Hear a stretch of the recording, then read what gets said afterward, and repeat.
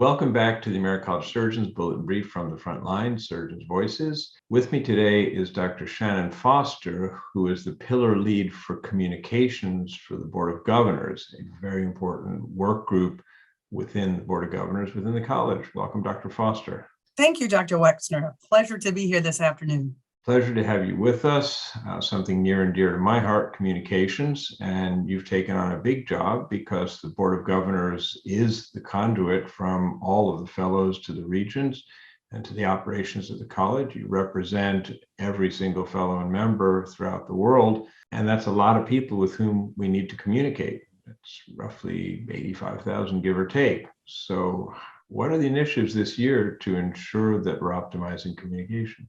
Well, thank you for that, Dr. Wexner. And again, I think the call to emphasize how important the Board of Governors is as a conduit to ensuring good communication to all of our fellows and associates is huge.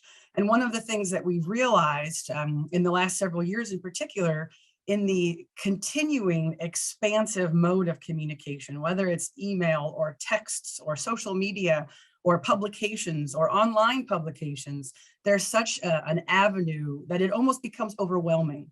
And so what the Board of Governors, as well as our two new integrated communications directors, are truly focusing on this year is trying to learn how to curate all of that information to ensure that it's reaching our colleagues' hands, not only in a timely fashion, but in a useful fashion.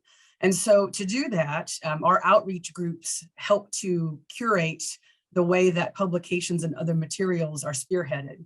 But more importantly, we have a way to actively assess and get data and feedback from the diverse leadership of the entire college, but particularly the Board of Governors, to learn how people are communicating, to learn how they're looking for that information. And our survey work group is actively putting that information together to be able to be used by the leadership, by the regents, by our directors to further say, we know that there's a plethora of communication avenues, and we also know that we're constantly bombarding you with a lot of information. So here is the right way to get you the right information so you can use it in the right time. And that might be clinical, that might be an announcement about what the college is actively doing, that might be an update about what some of your peers and colleagues are doing, but learning how best to disseminate it, that's the goal of the Board of Governors communications pillar this year. Great. Well, that's a very important initiative, obviously, being able to communicate in the right format.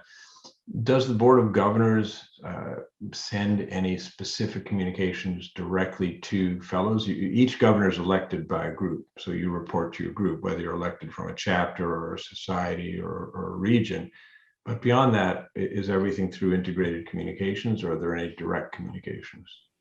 Well, I think the answer is yes to both. So we like to think that each governor who is a representative of either their professional organization or their local chapter is directly that conduit of communication. So they can utilize what we're providing with them however they personally choose is best reaching their constituents, so to speak.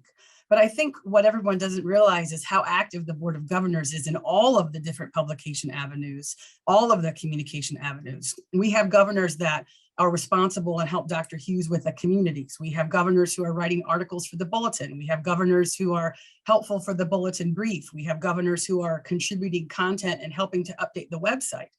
So again, understanding the breadth of where we're at, that there is such an integrated number of modalities, and the Board of Governors and our representatives have been and are being directly involved and ingrained into all of those processes. So I think, Dr. Wexner, it bespeaks the importance of the fact that the governors are there to speak on behalf of all of their fellows, to speak on behalf of their colleagues.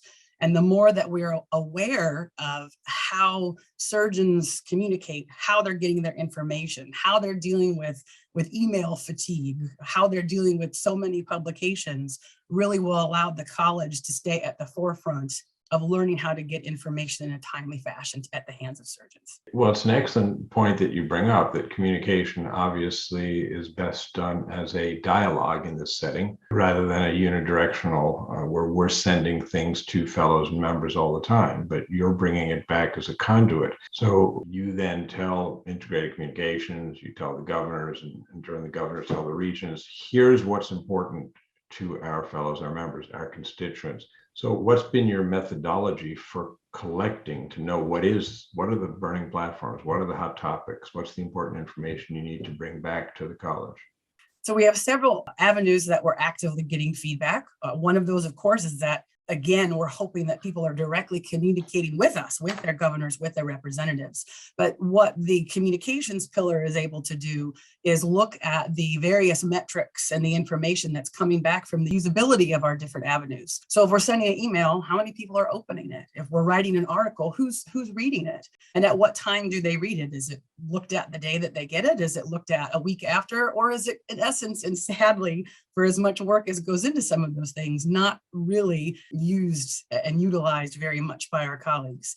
And this information is becoming ever more collectible via the data systems and the methods that we are using. But additionally, again, in real time, what the Board of Governors Communication Survey Work Group analyzes and assesses every year to all of the leadership and to any others that are willing to participate is, how are you communicating? How are you using things? How do you want it? What's the real-time feedback? And I'm very optimistic that this year, especially after 2 years of many people in isolation, in different clinical practices, because of COVID, because of working remotely when we can, even as surgeons, because of telemedicine, I think that information will be that much more pivotal and relevant to seeing how we're all changing and how we've changed in the last few years. So our goal is to actively collect that and have that ready in real time for analysis. Well, thank you very much for your time and your insights today. And thanks for all of your dedication and devotion to optimizing communications through your role as the pillar lead for the Board of Governors. It's been a pleasure chatting with you. Thank you, Dr. Wexner. Much appreciated.